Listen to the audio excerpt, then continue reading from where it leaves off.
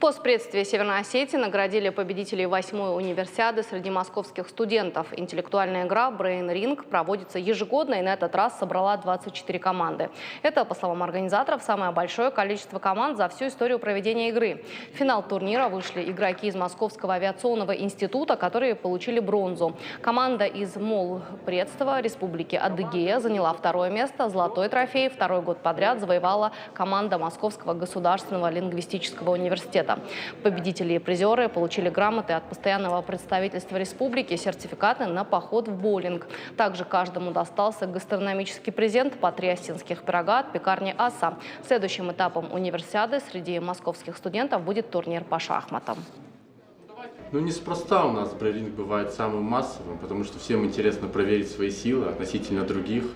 И да, конкуренция всегда, в принципе, двигала нас всех вперед, поэтому я еще, будучи участником, получал большое удовольствие от того, что принимаю участие, и мы даже выигрывали сборную МОЗ. А сейчас уже 3 года в другой роли, ведущего, и несмотря на это тоже получаю эмоции и с удовольствием прихожу на эти мероприятия.